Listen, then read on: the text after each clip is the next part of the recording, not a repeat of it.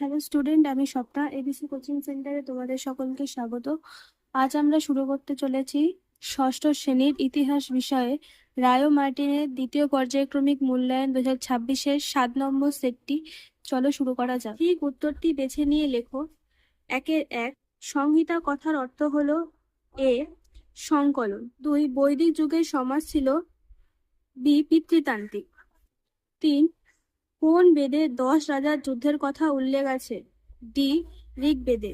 4 দক্ষিণ ভারতের একমাত্র মহাজনপদটি ছিল সি অশোক। 5 গৌতম বুদ্ধ জন্মগ্রহণ করেছিলেন ডি শাক্য বংশে। 7 মার কথাটির অর্থ হলো সি পথ। 7 সূত্র পিটক ও বিনয় পিটক সংকলন করা হয় এ প্রথম বৌদ্ধ সঙ্গীতে। 9 মেগাস্তেনিসের লেখা বইটি হলো দি ইন্ডিকা। 10 কনিষ্কের রাজধানী ছিল বি পুরুষপুর। অতি সংক্ষেপে উত্তর দাও 2-1 ত্রিপিটক কোন ভাষায় লেখা? উত্তর হবে পালি। 2 মেগলিথ কি?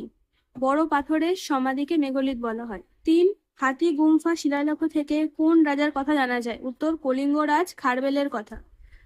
4 সুয়াংজাং এর লেখা গ্রন্থটির নাম কি? সি ইউ কি? সত্য অথবা মিথ্যা নির্ণয় করো। 3-1 কনিষ্ক শিলাদিত্য উপাধি নিয়েছিলেন? মিথ্যা। উত্তর হবে হর্ষবর্ধন। 2 40 বছর ধর্মপ্রচারের পর কুশীনগরে গৌতম বুদ্ধ মারা যান? সত্য। 3 আর্য হলো একটি জাতিবাচক শব্দ। উত্তর হবে মিথ্যা। এটি হবে ভাষাগত ধারণা। ক স্তম্ভের সঙ্গে খ স্তম্ভ মিলিয়ে লেখো। 4-1 জাদুমন্ত্রের সংকলন। উত্তর হবে সি অথর্ববেদ। 2 দ্বাদশ অঙ্গ এ জৈন ধর্ম। 3 হর্ষচরিত বি বাণভট্ট। 2-3 বাক্যে উত্তর দাও। 3-1 বৈদিক সাহিত্য কটি ভাগে বিভক্ত ও কি কি? পেজ নম্বর 47। বৈদিক সাহিত্য 4 ভাগে ভাগ করা: সংহিতা, ব্রাহ্মণ, আরণ্যক ও উপনিষদ। এখান থেকে এতটা। 2 রন্তিন কাকে বলা হতো? রন্তিন। 3 শ্বেতাম্বর কারা? পেজ নম্বর 70 থেকে 71। এখান থেকে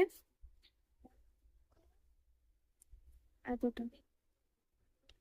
4 পার্শ্বনাথ কে ছিলেন? উত্তর হবে জৈনদের 23তম তীর্থঙ্কর।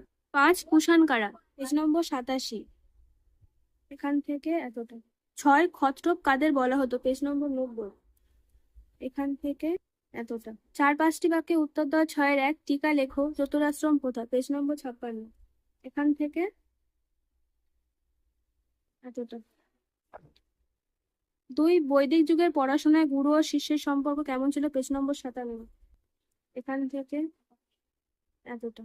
3 চতুর্যাম ও পঞ্চ মহাব্রত কি? পেজ নম্বর 70। এখান থেকে এতটা। 4 ষোড়শ মহাজনপদ সম্পর্কে সংক্ষেপে লেখো। এখান থেকে পজ করে নেবে।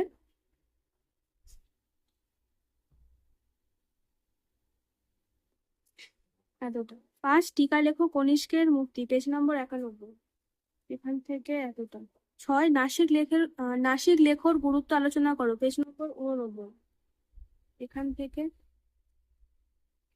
এতটা।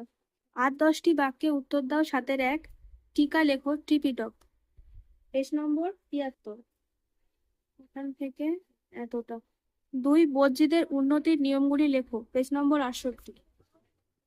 এখান থেকে এতটা। 3 টিকা লেখো অশোকের ধর্ম। পেজ নম্বর 85। এখান থেকে এতটা। 4 মেঘলিত কেন্দ্র ইনামগাঁওয়ের বৈশিষ্ট্যগুলি উল্লেখ করো। পেজ নম্বর 62। এখান থেকে এতটা।